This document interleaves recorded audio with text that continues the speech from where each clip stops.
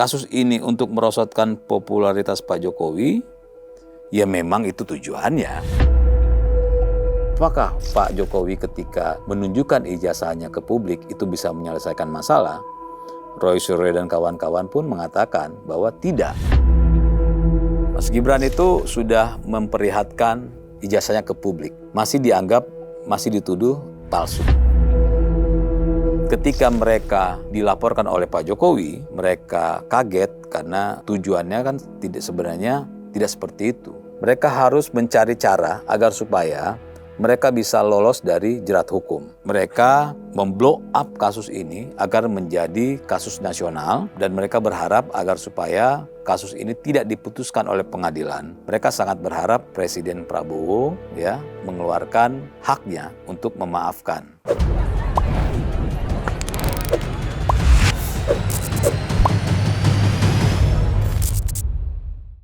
Pemirsa, kembali lagi bersama saya Teddy Gusnaidi di dalam program OTT On The Table. Kali ini saya mau menanggapi beberapa pertanyaan maupun komentar dan pernyataan di kolom komentar video diskusi saya dengan Ade Armando, Pak Ade Armando. Kalau kawan-kawan ingin melihat, pemirsa ingin melihat videonya, silakan berkunjung ke channel cumicumi.com. Di sana bisa melihat ada video analisis, judulnya Analisis Ade Armando. Ada pemain baru di kasus ijazah Jokowi. Jadi di program OTT itu kami bicara dengan Ade Armando, masih terkait dengan kasus Roy Suryo dan kawan-kawan, terkait tudingan mereka bahwa Pak Jokowi ijazahnya palsu. Sementara ini baru ada 752 komentar ya. Saya mengumpulkan beberapa saja yang juga mungkin komentar-komentarnya sudah mewakili dari berbagai komentar yang lain. Saya langsung komentar pertama dari Sunan Natro mengatakan politik tingkat dewa.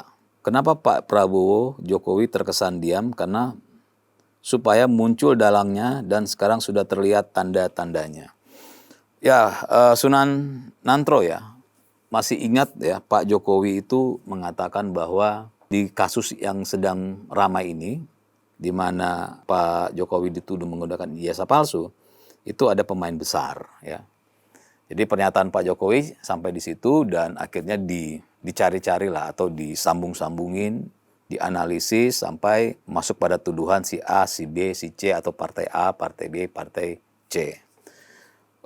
Padahal Pak Jokowinya sendiri tidak menuding atau menyatakan si A, si B atau partai A atau partai B.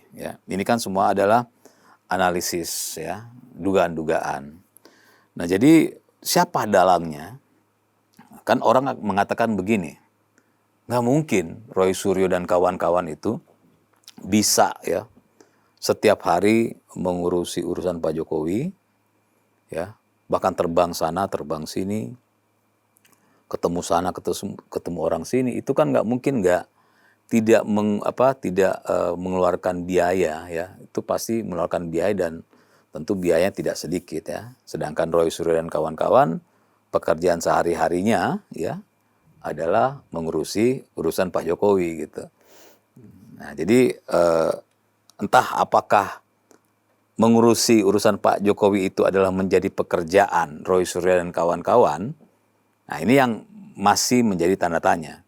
Tapi yang berkembang adalah bagaimana logika dan akal sehat orang tidak bekerja sehari-hari hanya mengurusi urusan Pak Jokowi, lalu bisa mendapatkan uang yang bisa membuat mereka terbang sana ke sini sampai ke luar negeri.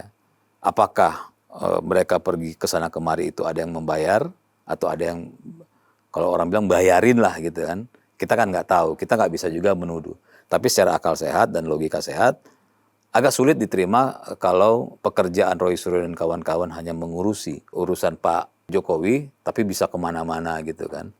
Dan mereka kan bukan orang yang punya perusahaan di mana-mana sehingga perusahaan mereka bisa bekerja sendiri gitu.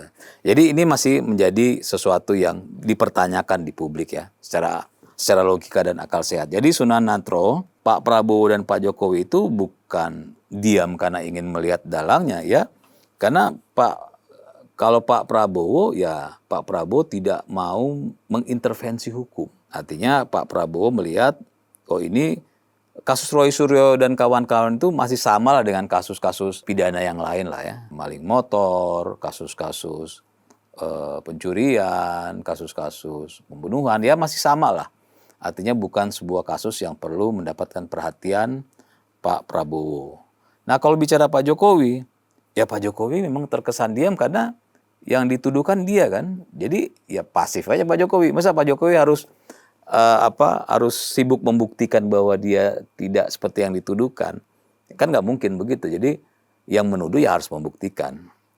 Jadi Mas Sunan Nantro sekali lagi bahwa Pak Prabowo dan Pak Jokowi diam karena memang tidak perlu mereka menanggapi sesuatu yang memang bukan seharusnya mereka lakukan ya. Jadi itu Sunan Nantro.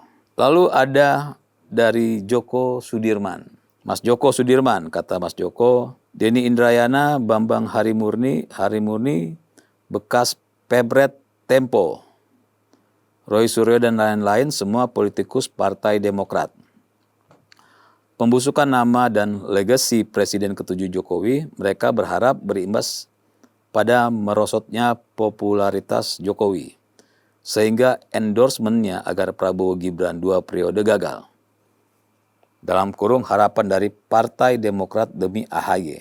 Joko Sudirman ya, Joko Sudirman memang berkembang ya opini-opini bahwa kasus ini ada yang mendalangi, ada yang mengatur lah atau sutradaranya lah ya. Bahkan akhirnya sampai menyebutkan nama partai termasuk Partai Demokrat. Dan kita sudah melihat Partai Demokrat sudah berkali-kali menyampaikan bahwa mereka tidak terkait hal ini ya. Walaupun tokoh-tokoh partainya ada beberapa yang berbicara hal ini. Mas Joko ya, kita harus menghormati hukum ya. Kita harus jangan juga seperti Roy Suryo dan kawan-kawan. Ketika kita menyampaikan tuduhan bahwa ini didalangi oleh misalnya Partai Demokrat misalnya. Orang yang menuduh itu harus membuktikan ada nggak gitu kan.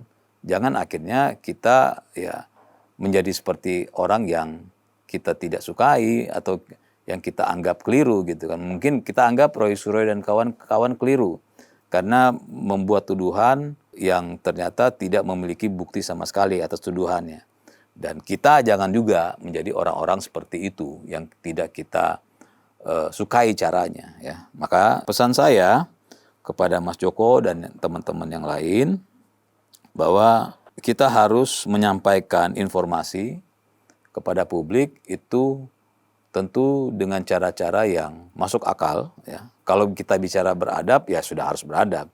Tapi kalau dalam sebuah kasus ya kita harus menyampaikan sesuatu yang paling tidak ada satu hal yang bisa menjadi pemicu bahwa ini ada kemungkinan yang bermain si ini. Ada kemungkinan yang bermain si ini. Dan memang kalau dilihat dari nama-namanya ya bisa saja akhirnya masyarakat mengarahkan ke partai A, partai B. Makanya partai-partai itu ya memang harus juga mengklarifikasi ya. Tentu agar supaya tidak berkembang menjadi fitnah atau berkembang menjadi sebuah tudingan yang tentu merugikan orang yang atau pihak yang dituduh. Kalau kasus ini untuk merosotkan popularitas Pak Jokowi, ya memang itu tujuannya ya. Nggak ada lagi tujuannya. Tujuannya agar supaya nanti di 2029 ya pengaruh Pak Jokowi sudah tidak begitu kuat seperti di 2024. Pada hari ini ya sampai detik ini popularitas Pak Jokowi, popularitas Mas Gibran ya, popularitas Pak Prabowo itu jika pemilu dilakukan hari ini maka dapat dipastikan Pak Prabowo dan Pak Gibran akan dipilih oleh masyarakat Indonesia. Makanya cara-cara seperti ini ya dengan menyebarkan informasi ke masyarakat tentu bukan ya saya katakan sekali lagi ini bukan untuk kepentingan hukum, bukan untuk kepentingan pendidikan politik, tapi kita yakini bahwa ini adalah untuk kepentingan politik, untuk kepentingan elektabilitas di 2029. Tapi siapa pemainnya kita harus buktikan nanti di pengadilan. Kita tidak bisa menjadi pengadilan jalanan dengan menuduh siapapun ya. Gitu Mas Joko. Ketiga dari Moka. Kata Moka, ini semua karena polisi yang lambat dan nggak mampu menyelesaikan kasus ijazah Pak Jokowi. Sudah berbulan-bulan nggak mampu melimpahkan perkara ke kejaksaan untuk diproses lebih lanjut. Menghadirkan tersangka Egy Sujana untuk disidik saja nggak mampu, memalukan sekali polisi. Moka ya, jadi saya juga membaca, mendengar ya, ada beberapa pihak yang mengatakan pihak kepolisian lambat. Makanya kami akhirnya mengundang para tokoh di OTT ini. Silakan Moka dan kawan-kawan dan pemirsa coba lihat ada diskusi saya dengan Irjen Pol ya. Nanti saya akan tampilkan link dari diskusi saya dengan Irjen Pol. Ada 2 ya, di mana kita membicarakan kenapa sih polisi lambat menyelesaikan kasus ijazah Pak Jokowi. Sudah disampaikan, sudah dijelaskan bahwa ini tidak lambat, ini adalah bagian dari proses ya. Jadi teman-teman harus tahu bahwa proses ini sampai menghadirkan 100 lebih saksi ya. Jadi pihak kepolisian benar-benar bekerja dan masih ada juga menunggu keputusan pengadilan di Solo waktu itu. Dan 1,5 bulan lalu ya sudah selesai sehingga proses hukum Roy Suryo akhirnya bisa berjalan di Polda Metro Jaya dan akhirnya Roy Suryo dan kawan-kawan ditetapkan sebagai tersangka. Ini perjalanan panjang loh ya. Perjalanan panjang dan masyarakat jangan juga sampai menganggap pihak kepolisian lambat ya, karena bagaimanapun kalau pemirsa menonton video saya dengan Irjen Pol nanti ya, saya agak lupa Irjen Pol siapa tuh, nanti di tayangan ini disampaikan, itu jelas ya bahwa dia menceritakan detail-detail kenapa dianggap oleh masyarakat lambat. Dan kalau kalian sudah menonton, kalian akan mengerti dan mengapresiasi kerja pihak kepolisian dalam menangani kasus ini. Nggak main-main mereka. Gitu Moka. Hasmuni Munir ya, dari Hasmuni Munir. Kata Hasmuni, muncul pemain baru dalam proses hukum pencemaran nama baik Bapak Jokowi. Di antaranya Partai Biru, Denny Indrayana, Beni Kaharman, Bambang Harimurti, ex Tempo, merupakan jalan panjang menuju meja hijau. Tampilkan Asrul Sani, yang dengan tenangnya tampilkan ijazahnya dan sebagai hakim MK tentunya. Jadi tanda tanya. Sandiwara jilid berikutnya dalam proses pemilu 2029 dan ajang perebutan kekuasaan di Indonesia. Ya, Hasmun ya, seperti yang saya sampaikan tadi, bahwa kita jangan sampai dengan mudah ya menuduh pihak-pihak tertentu atau partai-partai tertentu menjadi dalang dari kasus Roy Suryo dan kawan-kawan. Dan kalau kita bicara kemarin ada juga tudingan terhadap Hakim MK Pak Asrul Sani, di mana beliau dituduh menggunakan ijazah palsu dan Pak Asrul Sani sudah menunjukkan ke publik. Ya, jadi Mas Hasmuni dan teman-teman penonton juga mengetahui bahwa dengan Pak Asrul Sani menunjukkan ijazahnya ke publik, itu akhirnya yang kena Pak Jokowi juga. Ya. Pak Jokowi akhirnya dituduh tidak gentle seperti Pak Asrul Sani. Kenapa Pak Jokowi tidak mau menunjukkan ijazahnya kalau benar ijazahnya tidak palsu? Lihat Pak Asrul Sani, beliau berani gitu. Nah, ini pun akhirnya sudah terjawab ya Mas Hasmuni, bahwa dengan kalau Pak Asrul Sani sudah menunjukkan ijazahnya ke publik, itu bukan berarti akhirnya selesai seperti yang disampaikan Roy Suryo dan kawan-kawan kan, di mana Pak Asrul Sani pun akhirnya masih ya di demo sehingga hari ini agar supaya beliau dicopot sebagai hakim MK karena diduga menggunakan ijazah palsu. Jadi tidak menyelesaikan masalah ketika Pak Asrul Sani menyampaikan atau memperlihatkan ijazahnya. Dan sebelum Pak Asrul Sani ada yang namanya Gibran Rakabuming Raka, wakil presiden kita. Ya. Ketika beliau dituduh menggunakan ijazah palsu, beliau langsung memanggil wartawan dan memperlihatkan ijazahnya ke publik ya melalui wartawan. Apakah selesai masalahnya? Enggak juga. sampai detik ini urusan ijazah Gibran itu masih digoreng sana dan goreng sini ya. Nah, ini ya yang memperlihatkan bahwa begitu banyak orang meminta agar supaya Pak Jokowi memperlihatkan ijazahnya agar supaya kasus ini selesai, ternyata itu tidak selesai ya. Dan Roy Suryo dan kawan-kawan pun sudah menyampaikan ya di dalam sebuah pemberitaan ketika ditanya, apakah Pak Jokowi ketika menunjukkan ijazahnya ke publik itu bisa menyelesaikan masalah? Roy Suryo dan kawan-kawan pun mengatakan bahwa tidak ya. Jadi jelas ya Mas Hasman bahwa apapun itu ya, pertama kita jangan seperti mereka yang menuduh tapi kita tidak bisa membuktikan. Dan yang kedua adalah ketika menyampaikan atau menunjukkan ijazah ke publik itu tidak menyelesaikan masalah. Sudah ada 2 bukti, yaitu pertama Mas Gibran dan kedua Hakim MK Pak Asrul Sani.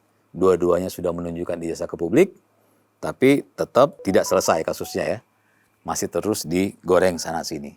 Jadi gitu Mas Hasmun. Lalu dari Abdul Aziz, apa benar pengakuan si Denny Indrayana di Rakyat Bersuara mengatakan kasus tersangka korupsinya telah di SP3. Apa betul pernyataannya? Sebaiknya si Denny memperlihatkan bukti SP3-nya. Seperti pernyataannya meminta Bapak Jokowi memperlihatkan ijazahnya ke publik. Jangan hanya pandai menyarankan pada orang lain, padahal dia sendiri tidak memperlihatkan bukti SP3 dari penegak hukum. Abdul Aziz ya. Abdul Aziz, kalau kita bicara apakah kasus tersangka korupsinya si Denny Indrayana sudah di SP3, saya belum melihat pemberitaannya ya. Dan saya yakin juga masyarakat dan penonton ketika Denny bicara ini mencari kan di Google, kita belum ketemu. Ada pemberitaan atau ada pernyataan yang menyatakan bahwa kasus dari Denny Indrayana ini di SP3-kan ya. Jadi saya belum bisa berkomentar banyak karena dari aparat hukum pun tidak ada statement seperti itu. Ini kan baru statement sepihak dari Denny. Nah kalau soal memperlihatkan ijazahnya ke publik ya sama seperti yang saya sampaikan tadi. Apakah ketika Denny Indrayana memperlihatkan bukti SP3-nya lalu itu sudah dapat dipastikan bahwa itu benar? Itu kan belum tentu karena aparat hukum belum menyatakan bahwa kasusnya Denny SP3. Nah kalau kita berkaca di kasus Pak Jokowi atau kasus Mas Gibran lah ya, kita mencoba mencocokkan. Mas Gibran itu sudah memperlihatkan ijazahnya ke publik, masih dianggap, masih dituduh palsu. Padahal ya dari kampusnya, dari KPU, Bawaslu itu sudah menyatakan ijazah Mas Gibran tidak masalah dan itu asli. Nah, itu sudah membuktikan sebenarnya ya, kalau di luar kita bicara di luar pengadilan sudah membuktikan bahwa keinginan dari orang-orang yang mendesak untuk memperlihatkan ijazah itu kan sudah dilakukan ya oleh Mas Gibran. Dan pihak-pihak yang menyatakan bahwa ijazahnya itu asli sudah juga ya dari KPU, dari kampusnya sudah menyatakan. Tapi masih bermasalah juga, masih dianggap bermasalah, masih digoreng-goreng gitu kan. Nah, kalau kita dari sesuai dengan pertanyaan Abdul Aziz, bagaimana bukti SP3-nya kalau dilihatkan oleh Denny Indrayana? Ya belum bisa dikatakan sempurna seperti Mas Gibran, karena belum ada pihak aparat hukum yang berbicara ke publik bahwa benar bukti SP3-nya Denny Indrayana itu. Jadi kita tunggulah. Tapi kalau kita bicara apakah benar SP3-nya sudah ada atau tidak, untuk sementara ini kita tidak bisa berkomentar karena belum ada dari aparat hukum yang menyampaikan ke publik terkait SP3 tersebut. Lanjut ya, dari Tini MG. Roy ingin lihat ijazah asli Insinyur Jokowi. That's fine. Tapi saya juga ingin melihat akun Bang Roy CS. Saya ingin tahu bohir mana yang sudah transfer money ke oknum-oknum nyinyir ini. Ya, yang pasti ya, Tini ya, yang pasti Roy Suryo dan kawan-kawan sampai detik ini, sampai hari ini tidak pernah melihat ijazah asli Pak Jokowi. Itu dapat dipastikan ya. Karena kalau mereka sudah pernah melihat, bahkan sudah pernah mengkopi, tentu mereka akan jadikan sebagai bukti untuk mereka laporkan ke pihak kepolisian. Faktanya sampai detik ini Roy Suryo dan kawan-kawan tidak pernah melaporkan Pak Jokowi ke pihak kepolisian terkait dugaan ijazah palsu, ya. Yang Roy Suryo dan kawan-kawan lakukan adalah melaporkan ke publik, ya. Sehingga menjadi konsumsi publik dan akhirnya menjadi perdebatan di publik. Jadi kalau Tini tanya Roy Suryo dan kawan-kawan, Roy Suryo ingin lihat ijazah Jokowi, Pak Roy Suryo tentu ingin, ya. Tapi sampai detik ini faktanya Roy Suryo dan kawan-kawan belum melihat, bahkan memegang, mengkopi file ijazah Pak Jokowi. Yang terjadi adalah Roy Suryo dan kawan-kawan malah melemparkan tuduhan ke publik seolah-olah mereka sudah melihat, sudah memegang, sudah mengkopi file ijazah Pak Jokowi. Ini yang akhirnya nanti akan dibawa ke pengadilan dan nanti akan diadakan pembuktian di pengadilan. Kalau soal Roy Suryo dan kawan-kawan menampilkan transfer uang, ya, ke rekeningnya, ya mungkin mereka juga nggak akan pernah mau gitu kan, karena nggak ada korelasinya untuk apa gitu. Mereka memperlihatkan buku transferan, ya, mereka ke publik. Ya enggak sih, saya ngerti ini Tini ini sebenarnya pengen mencocokkan, ya, agar supaya berani nggak Roy Suryo memperlihatkan sesuatu, ya, baik ijazahnya, baik rekeningnya ke publik, seperti Roy Suryo dan kawan-kawan ingin mendesak Jokowi memperlihatkan ijazahnya ke publik. Saya mengerti, tapi udah nggak perlulah, ya, Mbak Tini, karena itu bukan sesuatu yang perlu kita lihat, dan itu tidak menjadi materi nanti di persidangan. Karena yang di persidangan nanti itu adalah bukan urusan Roy Suryo melaporkan ke Pak Jokowi, tapi ini Pak Jokowi melaporkan Pak Roy Suryo atas dugaan pencemaran nama baik. Jadi kasus ini bukan kasus dugaan ijazah palsu, tapi kasus pencemaran nama baik, ya. Dari Tri Wisma Sumarno. Selama 7 bulan non-stop, kelompok teroris ini sangat intensif mengeluarkan tuduhan, cacian, hinaan, dan fitnahan yang luar biasa karena kebencian kepada Jokowi secara berlebihan. Dan sudah merusak nama baik, bahkan memecah belah persatuan komponen bangsa. Ini harus dihentikan secara hukum. Kalau ini memang benar-benar negara hukum, bukan negara politik. Dan harus dihukum seberat-beratnya, mengingat kasus ini sudah di-blow up secara luar biasa. Bahkan sampai diekspos ke media luar negeri secara sengaja. Luar biasa mereka merendahkan martabat mantan presiden yang sebenarnya punya prestasi yang sangat-sangat besar bagi kemajuan bangsa Indonesia. Ya, Tri Wisma, ya, kita semua juga sudah melihat, ya, dan merasakan kan bagaimana pengaruhnya kasus ini di masyarakat, ya. Akhirnya masyarakat juga ikut-ikutan membicarakan hal ini, ikut-ikutan berdebat, dan ikut-ikutan saling menyebarkan, ya. Apakah yang disebarkan itu sesuatu yang benar atau tidak, yang menyebarkan juga nggak tahu, yang penting bisa menyebarkan, karena sudah pro dan kontra. Tapi yang harus diketahui bahwa saya setuju ini harus dihentikan secara hukum, itu saya setuju. Ya, karena ini negara hukum, bukan negara politik.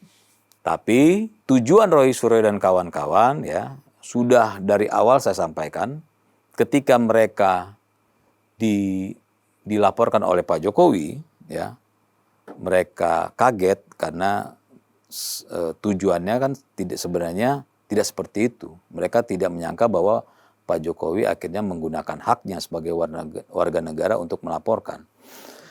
Sehingga mereka harus mencari cara agar supaya mereka bisa lolos dari jerat hukum. Caranya untuk lolos dari jerat hukum di negara ini adalah penyelesaian secara politik, ya. Nah, ini yang sedang dituju oleh Roy Suryo dan kawan-kawan. Mereka memblow up kasus ini agar menjadi kasus nasional, dan mereka berharap agar supaya kasus ini tidak diputuskan oleh pengadilan, atau kalaupun diputuskan pengadilan, mereka sangat berharap agar supaya Presiden Prabowo, ya, mengeluarkan haknya untuk memaafkan kasus Roy Suryo dan kawan-kawan. Ini adalah tujuannya. Jadi mereka ingin agar penyelesaiannya secara politik, seperti yang terjadi terhadap Sekjen PDIP dan mantan Menteri era Pak Jokowi, ya, di mana mereka akhirnya diberikan abolisi dan amnesti. Dan ini yang sedang dituju oleh Roy Suryo dan kawan-kawan. Ya kita lihatlah, ini kan hak prerogatif Presiden, kita harus hormati.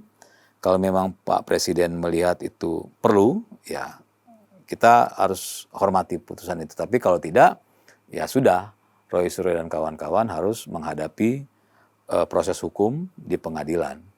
Biarkan pengadilan, biarkan hukum di negara ini yang memutuskan. Gitu ya, Mbak Tri Wisma. Yasinta, kebetulan Faisal Assegaf sudah menyampaikan kalau masalah ini melibatkan Megawati dan SBY. Karena logaritma politik, Roy CS harus bertanggung jawab. Yasinta, ya jadi saya sangat berharap ya agar supaya tuduhan-tuduhan ini bisa berhenti. Tentu saya berharap agar supaya Bu Megawati dan Pak SBY melaporkan Faisal Assegaf terkait apa yang dituduhkan ya, karena kalau benar Faisal Assegaf mengatakan seperti itu, tentu saya berharap bahwa Megawati dan Pak SBY agar memproses hukum Faisal Assegaf. Kenapa? Karena jangan sampai ini menjadi konsumsi publik dan dibiarkan berlarut-larut ya. Bagaimanapun karena kasus ini masyarakat akhirnya terpecah belah kan. Ya kami di OTT ini itu adalah salah satu pihak yang ingin agar supaya masyarakat mendapatkan informasi yang seimbang. Karena sudah terlalu banyak informasi yang lebih banyak menyebarkan kebencian, lebih banyak menyebarkan informasi hoax ya, daripada sesuatu yang bisa diterima oleh cara pandang hukum dan bisa diterima dengan akal sehat. Makanya hal-hal seperti ini harus segera dipertanggungjawabkan di hadapan hukum. Agar supaya jelas gitu. Jangan nanti jadi kebiasaan orang bisa menuduh sesuatu dan akhirnya merugikan orang yang dituduh. Bahkan bukan hanya orang yang dituduh merugikan, tapi masyarakat akhirnya dirugikan juga. Karena terjadi pro dan kontra. Saya pikir begitu ya Yasintal, harusnya pihak-pihak yang dituduh untuk menggunakan hak mereka di negara ini. Ya, seperti Pak Jokowi ya. Pak Jokowi akhirnya menggunakan haknya di negara ini dengan menyerahkan ke hukum. Agar supaya hukum yang memutuskan mana atau apakah benar yang dituduhkan oleh Roy Suryo dan kawan-kawan. Dari Ai Setiawan Irawan, penyebaran DFK. DFK ini disinformasi, fitnah, dan kebencian adalah proses pembodohan bangsa. Maka ini melawan tujuan bernegara untuk mencerdaskan kehidupan bangsa. Maka harus dilihat sebagai upaya menumbangkan NKRI. Ya, Ai Setiawan Irawan ya. Jadi saya berkali-kali ya menyampaikan ya kepada beberapa teman-teman saya, kalau kalian tidak mampu untuk membantah, paling tidak kalau ada bantahan-bantahan dari tokoh-tokoh, dari pihak-pihak yang meluruskan sesuatu tuduhan, itu kalian bantu sebarkan juga. Karena dengan membantu menyebarkan ya sesuatu yang masuk akal, yang bisa diterima akal sehat, sesuatu yang bisa menganulir fitnah, itu sudah membantu mencerdaskan kehidupan bernegara dan berbangsa. Jangan sampai informasi yang kita ketahui itu hanya disimpan di handphone kita, ya, tapi kita sebarkan juga. Dan jangan lupa sebelum kita menyebarkan kita harus baca, ya, harus baca apakah ya tulisan atau video yang kalian terima itu layak nggak untuk disebarluaskan. Apakah yang disampaikan itu masuk akal atau tidak? Ataukah apakah yang disampaikan itu adalah untuk meluruskan sesuatu yang sudah berkembang dan diterima oleh banyak masyarakat. Nah, dengan membantu penyebaran, kan apalagi di zaman teknologi sekarang, media sosial, kita setiap orang pasti punya media sosial, maka pergunakan media sosial kita untuk menyebarkan sesuatu yang bisa meluruskan hal-hal yang negatif. Jadi itu ya, Ai Setiawan Irawan. Pemirsa OTT, saya pikir cukup untuk sementara. Saya menanggapi beberapa tanggapan dari diskusi saya dengan Pak Ade Armando. Ya. Tetap tonton OTT, kami akan terus menayangkan hal-hal yang mudah-mudahan bisa menjadi pencerahan bagi yang menonton. Saya pikir cukup dan terima kasih.